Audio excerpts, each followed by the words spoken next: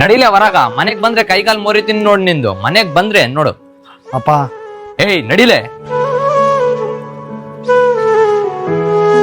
ಯಾಕಲೆ ಬೇಜಾರೋತಿದಿ?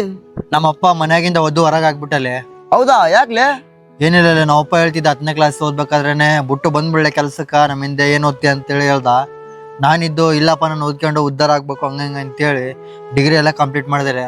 ಇವಾಗ ಹೋಗಿ ಜಾಬ್ ಕೇಳಕ್ ಹೋದ್ರೆ 10,000 ರೂಪಾಯಿಗಿಂತ ಜಾಸ್ತಿ ಕೊಡವಲ್ರಲ್ಲ ಎಲ್ಲೆಲ್ಲಿ. ಅದಕ್ಕೆ ನಮ್ಮಪ್ಪ ಒಂದ್ 20,000 ರೂಪಾಯಿ ಕೂಡ ದುಡೋ ಯೋಗ್ಯತೆ ಇಲ್ಲ, ನೀನ್ ಮನ್ಯಾಗ ಹಾಕಿರ್ತಿಲ್ಲ ಅಂತೇಳಿ ಹೊಡೆದು ಕಳಿಸ್ಬಿಟ್ಟಲೆ. ಸುಮ್ನೆ ಅವಾಗ್ಲೇ ನಮ್ಮ ಅಪ್ಪನ ಮಾತು ಕೇಳಿ 10ನೇ ಕ್ಲಾಸೇ ಬಿಟ್ಟು ಕೆಲ್ಸಕ್ಕೆ ಹೋಗಿದ್ರೆ ಚೆನ್ನಾಗಿರ್ತೈತ್ಲೆ. ಇಲ್ಲ ಹಂಗೆ ಹೇಳಕ್ ಹೋಗ್ಬೇಡಲೆ. ನಾನ್ಗುನ 10ಗೆ ಸ್ಕೂಲ್ ಬಿಟ್ಟು ನಾನ್ಗುನ ಕೆಲ್ಸಕ್ಕೆ ಹೋಗಿನ್ಲೆ. ನನ್ನ ಪ್ರಾಸೆಗುನ ಹಂಗೆ ಇರೋದು. ಹೌದಾ? ಬೆಳಿಗ್ಗೆ ಹೋಗಿ ರಾತ್ರಿ ಬರ್ತೀನಿಲೆ. ನನಗುನ ಭಾಳ ಕಷ್ಟ ಐತಿಲೆ. ಎಲ್ಲ ಬಾಡಿ ಪೇನ್ ಆತೈತೆ, ಊಟ ಮಾಡಕ್ ಆಗಂಗಿಲ್ಲ, ರಾತ್ರಿ ಮಕ್ಕನ ಆಗಂಗಿಲ್ಲ, ಕೈ ನೋವು ಕಾಲು ನೋವು ಎಲ್ಲ ಆತೈತ್ಲೆ. ಬರೀ 500 ರೂಪಾಯಿ ಕೊಡ್ತಾರಲೆ, ಭಾರಿ ಕಷ್ಟ ಅಲ್ಲೇ ಕೆಲಸ. ಹೌದಾ? ಅದಕ್ಕೂನ 2 ದಿವಸ ಕೆಲಸ ಇದ್ರೆ 3 ದಿವಸ ಕೆಲಸ ಇರಂಗಿಲ್ಲ ಅಲ್ಲೇ.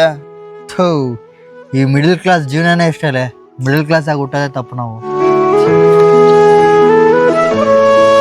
ಕಷ್ಟಪಟ್ಟು ಓದಿ ಜಾಬ್ ಸಿಗದೆ ತುಂಬಾ ಜನ ಇದೇ ತರ ಸಿಚುವೇಶನ್ ನ ಫೇಸ್ ಮಾಡ್ತಿರ್ತಾರೆ.